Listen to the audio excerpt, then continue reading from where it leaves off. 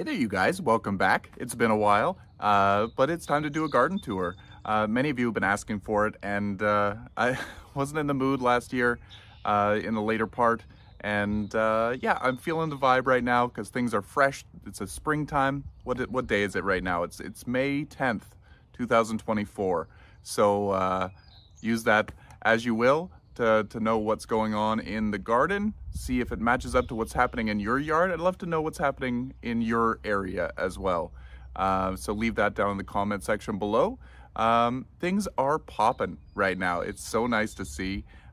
Spring is springing, and it doesn't look like, fingers crossed, we are gonna have any frosts in May, which is fantastic because the last 2 or 3 years, we've had really hard freezes in May, and things like hostas that are coming up, they get to be about 4 to 6 inches tall, sometimes even starting to unfurl, and we get this really cold freeze, and it can last up to a week, and it deformed the plants, and it really was disheartening, and some of the perennials died right back to the ground and had to restart. So it was just making for really bad years, the last couple for springs, but this year has been beautiful, so I will take it. Anyway, let's get to it. Let's wander about. This is going to be the front yard. We might do the backyard in the same. I'm going to try not to make it too long. Say that every time. 40 minutes later. So anyway, I hope you enjoy. I hope I can remember the names of all the plants. Some of the tags came out, but I will do my best. And if I can't think of it, the name, and I think about it during editing, I will try to put it down below. I'm using a different video editing software, and I'm not really familiar with it, so my editing skills are awful, and not that they were great before, but yeah. Anyway, let's get to it. Enough rambling, and I hope you're well. Okay, so let's do a pan around. This is the front garden. Things are growing really well. This maple tree has just taken off. It's doing amazing. The Hakanakloa, the Japanese forest grass, is coming up. That's one that when we get a hard frost or hard freeze, it would die right down, and I'd think, oh crap, it's dead. But it is coming up.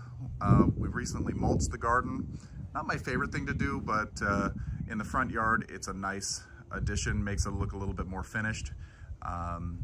Yeah, so there's tulips and stuff that had come up. The species tulips, Tulipa tarda, that looks like an egg. It's got a yellow center and a white edge of the petal, and they open and close each day, but they self-seeded everywhere, and this was the first year that they bloomed. Hopefully the mulch doesn't suffocate them out. We've got this beautiful Sedum Atlantis. That one has a tag. I love the contrast of the leaves. If you don't grow that one and you're within its range, it's a really pretty one. It doesn't seem to have spread all that much, which is great. I want the sedums that don't take over. I have plenty of those ones, but the ones that don't take over are the ones that I would like in my garden. Another thing that surprised me, you'll see these alliums here. What are those called? I think they're called like White Queen or something. And those were self-seeded, and they're also starting to bloom this year, and the original plant had died, and now we got these. So I'm happy. They're throughout the garden, and I really enjoy the leaves, and I really like the flowers. So yeah, very excited about that. That's one thing when you end up mulching, you don't get a lot of, or as much of the volunteer plants. It suppresses the seeds and makes the soil depth a little deeper, so it's harder for the volunteers to start. Oh, in the back we've got the Spirea. Again, the Japanese maple. Let's back up. It's doing beautifully. And I actually trimmed it. I trimmed it really hard. It was such a dense tree, and at this point, I don't know if it's gonna come through on camera. You can kind of see through it right now, and I hope that that continues. I'm going to prune it hard again. I want the shape of the tree to remain the same, but I don't want it to be so dense that it's just like, I want to be able to have birds fly through it. I don't want it to be a block of the eye. I want you to be able to kind of peek through the garden. All right, let's go around here. The yew hedge along the porch is looking lovely. Got a lot of new growth on it this year. It is doing beautifully. I'm gonna have to prune it really hard this year. It looks like I've gotten about a foot of growth on it this season so far, which is crazy. Well, actually, maybe not. These are all the new growths, so I don't know. It just looks like a lot more. There's some, I guess, that I didn't trim in the fall that are really, really tall. I want it to be about 6 inches above the porch. I don't want it to get much taller than that.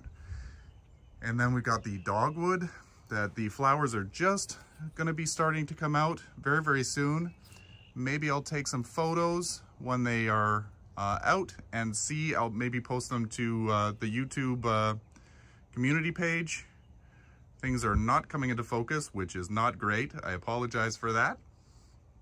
But anyway, it's going to be beautiful this year. I saw one out in our travels in St. Catharines. If you live in St. Catharines, I think it was on Ontario Street.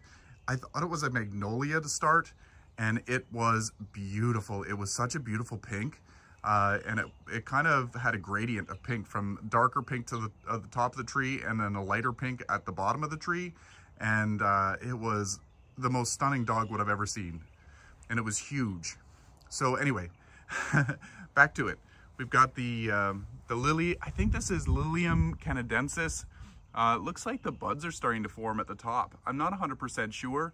Looks like it might also need to feed it. It looks a little like it needs some fertilizer. And then we've got the, what is this one? The turtle head. It's coming up like crazy. The boxwoods are looking beautiful. We've got the, what is this one? The winter aconite is doing well. It finished flowering and it looks like the seeds have been produced. I had some baby seedlings, I think, growing around it, but the mulch looks like it has suppressed them. And then we've got the gentian here with the, what is it, the grape hyacinth. I love that grape hyacinth. It's so pretty next to the really, really striking blue. It's early morning. What is it? It's about 20 after 8 a.m. So the gentian flowers are still not open fully, but they will as the day progresses. Maybe I'll put a photo in there to show you what they look like. They're glorious. So this hens and chicks, you don't even know it's there because it's the same color as the mulch. It's doing beautifully. And then this sedum is one of the running sedums. I love it. I pull it out as much as I can, and then I keep clumps because it grows so beautifully, but it's just so invasive. It's awful and beautiful at the same time, if that can be a thing. And it looks like my my variegated sage is starting to come back. It's starting to grow there. This is where the plant originally started. This is where it's starting to grow. I think those are just sticks from it that are laying down. And then we've got the Hinoki cypress, false cypress. It's doing beautifully. It's a lot bigger than I remember it being, so that's good. I can't wait to see that develop over time. And then here's another gentian. This is a later flowering one that will flower just as the other one is finishing. So that is wonderful. I don't see any buds on it yet, but that's okay. And then we've got over here the, what is that one? That is the Dutch iris. I thought it was dead, but it started growing last fall, and I think it went a year without any growth. Oh, and the little hardy cactus down here. The spike is in there because I was holding a cover over it so it didn't get too wet over the winter. No snow was sitting directly on it. So that one's really, really cute. I'm gonna see if I can divide that out this year and plant it elsewhere. Let's go to the very front garden. Actually, I'll show you the garlic at the side of the house. Okay, so here we are at the side of the house. I planted some ooh, gross. Sorry, I hope the camera didn't bounce too bad. I just remembered that we have a gigantic wolf spider that lives under the thing that I'm standing on, and it's huge. Maybe not compared to some things that you guys might see, but it's about 2.5 inches across, and that's gigantic for here. So anyway, we've got all the garlic growing beautifully. Soon enough, it will be time to harvest. Some of these are really, really tall. What I did was I harvested the biggest ones and I put the smaller ones back in the garden. So I might have to just take the big ones that I want and then replant the medium-sized ones to get the bigger the bulbs for next year. And then this one here is my crocosmia that I moved out of the backyard. I don't see any growth yet starting on it, but it still is a little early. I've got a little bit starting in the back that I missed, but yeah, anyway, and a little bit more garlic beside it. Turn back around. I planted the peas along here. They're snow peas or snap peas, the ones that you can eat the pods. So very excited to see that those start to grow. I'm not seeing anything. I planted them last weekend, so it's been about 7 days. But some of these garlics, most of them are small, as you can see, but I got lots. Too much for me. Over here, look at this big guy. So this one must have been one that I didn't harvest last year, and it's doing amazing. And there's a couple more bigger ones in around here. So I might try to cater to the larger bulbs, keep some of those to the side, and yeah, see if I can get some bigger stuff earlier on. Some of these small ones I might not even harvest this year. I might just leave and see what happens for next. Okay, let's go back to the front. Before we go right back to the front, this is the home of that spider. I hope he doesn't peek out, but this is him, and he almost takes up, I don't want to get too close because it's terrifying. I don't like spiders. He was about this long, and he almost took up the whole width of this piece of wood. So we noticed him here one day when we were sitting on the porch. It was terrifying, but he will kill bugs, so welcome, terrifying. On our way to the front, beside the lily, it looks like there's a type of morning glory here. I wonder if these are the moonflowers that I had planted last year. I wonder if they seeded, because I don't remember having morning glory on this fence. I might have. I'll have to go through the video. I know that in the past we have had morning glories grow in this section, but I'll have to look it up. Anyway, so much fun to see the seeds starting to grow. And like I said, the front of the garden, here we go. Not much happening in this one except for this little catmint is doing beautifully. I always love to have catmint. I need to figure out what variety this one is. There's a mini one. This is a mini one. Oh, here's the label right here. I knew I made one. Early bird. So this one is flowering early, but it has much smaller foliage and it stays smaller. So this is a beautiful kind of a ground cover type catmint. The bees love it. There's no bees out right now, but it is still early in the season. I have a bunch of varieties of catmint. I had one that I ended up removing from the garden because it got too big and it would flop and then it would just be dead wood in the center. So I wanted to have something that was a little bit more compact, something that kept its shape, and something that I didn't have to cut back 3 times a season. So this is one that I'm trying out, and so far it's really beautiful. And then we've got this Pinky Winky paniculata, I think it's paniculata hydrangea. So this is going to have the ombre pink to white or white to pink flower, and its leaves are coming out beautifully. I ended up buying another one of these Semperviven, the Gold Nugget. It is so beautiful in the spring. It's such a vibrant yellow, orange, gold color, hence the name Gold Nugget. But where I planted them before, they seemed to never do well. They lasted a year, maybe 2, and they would die. So I think that they were getting too much moisture. This garden stays very dry, so yeah. Stay in frame, Bill, stay in frame. I'm gravitating towards this lavender. This is the Platinum Blonde Lavender. As you can see, it's doing beautifully, and the variegation is really coming out in it right now. It's such a beautiful little shrub. This little guy looks like it didn't make it for the winter. It looked like a cross between a Semperviven and a sunflower. It had an open, it looked like, sorry, it had the petals, it looked like petals, and then the central seed point of a sunflower, but it looks like the winter it didn't survive. So anyway, It is what it is. Hopefully something comes of it, but I will be okay if it doesn't make it. Maybe I'll look for it again. Then we got some beautiful sedum. This is my favorite time of the year for these sedums because they look their best. Let me see if I can get a close-up of the new growth. Oh, it's so pretty.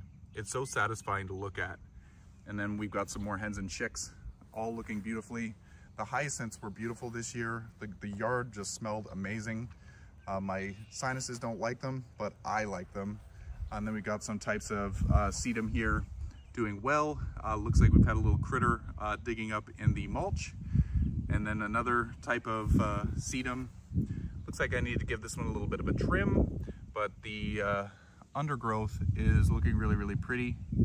Hopefully that will come into focus. And the Echeveria is looking nice. That's Twister. Hopefully it does have the green in it this year. I don't think last year it showed much green. And then this is another Semperviven, the Chick Charms, and this one is called Lotus, but it is so pretty. It's not as pretty as I thought it was going to be, but it's still a lovely plant. And then more of the sedum. This is the sedum Seboldii, just the reversion. I have the variegated one in the back, and that blue-gray is so pretty. And then another Semperviven hens and chicks that looks the same color as the mulch. I might need to rethink the color of the mulch next year. I love the brown, but it seems to blend. And then we've got the iris. Oh, what is this one? This is the Siberian iris, pink parfait, I think it's called. And then the other little sedum. This guy is a medium-sized sedum, not a creeping one, but just stays a little taller. And I love the way that this one grows. It's so pretty. And what is this one? This is a sun sparkler. Oh, what is it called? I think the name is here. Dream Dazzler, and it is a dazzling dream. look at the variegation. Jeez. All right, now let's look at the garden between the houses. Oh, I guess, but before we go there, I'm going to try tomatoes in pots this year. I'm not very good at growing them in pots. They dry out and then they don't do well. So this year I planted them. There's a good amount of space at the top. As they grow up, I'm going to fill it up with soil so that it can root along its stem, just like you kind of want to do when you're growing them in the garden as well. They root better, they are much more stable. And then behind here we've got the geranium. I just brought this out, so it's getting stressed out by the different light levels and whatnot. And just some other things that will be planted eventually. And then over here, we've got the cute little tomato. What is this one? Tiny Tim or something. This is just going to be more of a novelty. It's so cute. It's already starting to produce little buds. I don't know whether you're able to see right here. So it will be producing fruit soon enough. I think they're like the size of a pea. I'm not sure. It's just hilarious. But a good patio plant if you don't have a lot of space, but you still like the odd little tomato, or to add them directly into salads. I don't eat tomatoes raw anyway. Tomato sauce is fine, but yeah, I don't really like raw tomatoes. I've already started to plant up some coleus in pots because it doesn't look like we're going to get any frost. If we get any freezing temperatures, I will quickly put these into the garage for protection. And then this is the perennial ginger, what is it? Oh, I can't remember the name of it. Rachel at Gardening at Duenza suggested it, and I bought some, and it is a beautiful grower. I'll have to find the name for that. I apologize, but it's a pretty one. The boxwoods are doing okay. They are doing what they're supposed to be doing. We had an issue with a caterpillar or something on there, and I ended up spraying it with an organic spray. Oh, I forget. And it did kill them, or got rid of them, and yeah. So anyway, hopefully we get some nice new growth on there this year. Last year they were looking like skeletons. They were terrible. So over here, before we get to the this garden here, we are gonna check out here. We've got dahlias that I planted a few weeks ago in pots. I think today I'm gonna be planting them in the ground because we don't have any risk of frost in the foreseeable future, and it's May 10th. So chances are, if we don't have any by now, we might not have any by the last frost date. But let's cross our fingers. I have 3 that have sprouted. Another one, I don't know, I'll have to give a closer look at planting time, see if they've rotted out over winter, but 3 of them are good. I bought some tomato cages, small tomato cages to put around them this year, because last year they were just falling all around. They were breaking and it was just a frustration. This is a lemon that I grew from seed. It's a little stressed out because of the higher light levels, and an alocasia down underneath it. That's still dormant. And then the bananas, these came out of the garage, I think 2 weeks ago, so they haven't started to grow yet. They didn't have any roots, so they're probably developing their roots, and then hopefully they will start to produce new leaves. Like this one is pretty new. I think I cut this one back, so this should be a new leaf. And then a nice canna. This was also stored in the garage over the winter.